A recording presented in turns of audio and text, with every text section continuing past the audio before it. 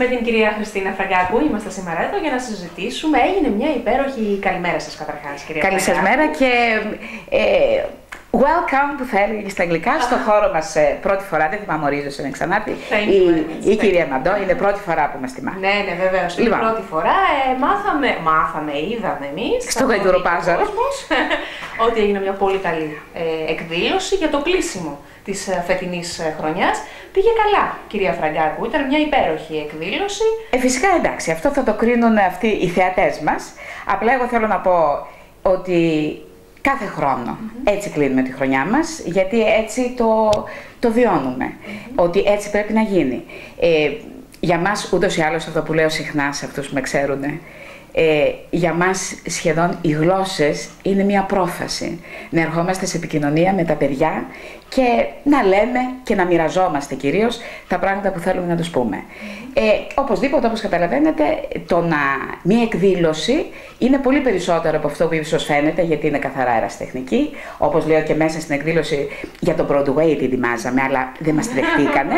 Όπως και να έχει το πράγμα, είναι πολύ περισσότερο. Είναι η συνέβρεση των παιδιών, είναι τα όνειρά μας, είναι οι προσδοκίες μας για το μέλλον, είναι όλα τα πράγματα συγκεντρωμένα πάνω σε μια φτωχή εξεδρούλα και στον περίγυρο του σχολείου μας, που για μας το σχολείο, αγαπητή Μαντώ, είναι μια έννοια αναντικατάστατη, είναι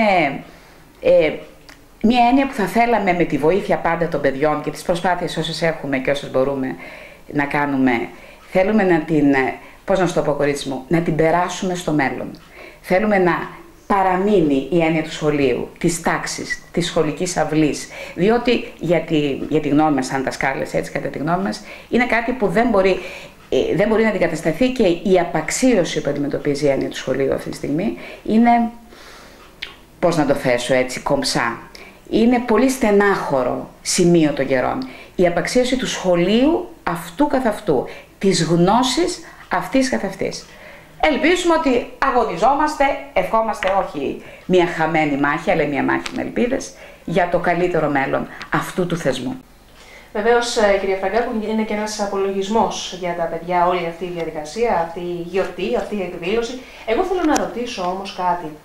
Τα παιδιά ενδιαφέρονται να μάθουν ξένες γλώσσες, και αν ναι, που φαντάζομαι ότι ισχύει αυτό, ποια είναι η γλώσσα που επιδιώκουν περισσότερο να μάθουν?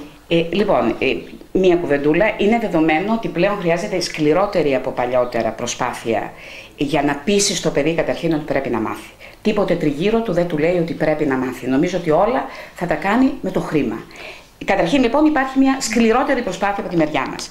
Θέλουμε να πιστεύουμε ότι ο εκπαιδευτικός που το θέλει καταφέρνει να πείσει το παιδί να ενδιαφερθεί, να του δείξει τη σκοπιμότητα και με ψέματα με αλήθειες που λέμε και στο χωριό μου, το παιδί να εμπλακεί στη διαδικασία της μάθησης και τελικά να μάθει με επάρκεια, γιατί αυτή είναι και ο στόχος μας, αυτός είναι, με επάρκεια την ξένη γλώσσα, που δεν είναι ανάγκη να πω, είναι απολύτως αυτονόητο πόσο πολύ του χρειάζεται στη σύγχρονη κοινωνία. Έστω με απαξιωμένη τη γνώση, έστω με τα προβλήματα της εκπαίδευσης, είναι δεδομένο ότι τίνουμε σε μια παγκόσμια κοινότητα, έτσι. Όπως τη φαντάζεται φυσικά ο καθένας, όχι ακριβώς ομογενοποιημένη, αλλά αν μη τι άλλο σε μια όμορφη συνεργασία, που για να γίνει κάτι τέτοιο είναι σαφές ότι υπάρχει πια η αγγλική σαν παγκόσμια γλώσσα που οφείλουν να τη μάθουν. Θέλουμε να πιστεύουμε λοιπόν ότι τα παιδιά μας συν Αθηνά και χειρακίνη ενδιαφέρονται. Η κύρια γλώσσα φυσικά του κυρίου ενδιαφέροντος είναι η αγγλική γλώσσα, στην οποία μπορώ να πω ότι ειδικευόμαστε. Ο χώρος μας έχει και γαλλικά, και κατά καιρούς όποια άλλη γλώσσα μπορούμε να υποστηρίξουμε με πιστοποιημένους καθηγητές που θα μας αφιερώσουν τουλάχιστον 4-5 χρόνια για να ολοκληρώσουν έναν κύκλο σπουδών των υποψηφίων μαθητών μας. Πριν πούμε καλό καλοκαίρι, κυρία Φραγκάκου, να πούμε Παναγία μου. Μου πείτε αν υπάρχει κάποια δραστηριότητα μέσα στο καλοκαίρι. Κοιτάξτε, το ζήτημα είναι ότι είναι αυτό, ας μου επιτρέψει η κάμερα, τα θέλει ο κόλλος μας. Για μας το καλοκαίρι είναι και αυτό με έναν τρόπο μια περίοδος που μπορούμε κάπως δημιουργικά να την αξιοποιήσουμε. Η αλήθεια είναι, όχι με τη λογική του babysitting που υπάρχει στη Σαντορίνη, καλή μου Μαντώ, γιατί τα καημένα τα παιδιά βρίσκονται χωρίς γονείς που δουλεύουν από πρωίας μέχρι τις πέρας. Το ζήτημά μας λοιπόν δεν είναι να φτιάξουμε ενδεχομένως ένα ένα daycare, για να τιμήσω λίγο και τα αγγλικά μου. Αλλά σίγουρα έχουμε δραστηριότητες μέσα στο καλοκαίρι, αραιά και αυτές που πρέπει να έχει ένα παιδί. Φέτος συνεργαζόμαστε όπως και κάθε χρόνο με το εργαστήριο λογοτεχνίας του εμπορίου και των θυρών. Ουσιαστικά είμαστε ακόμα στον προγραμματισμό των εκδηλώσεων που θα κάνουμε μαζί.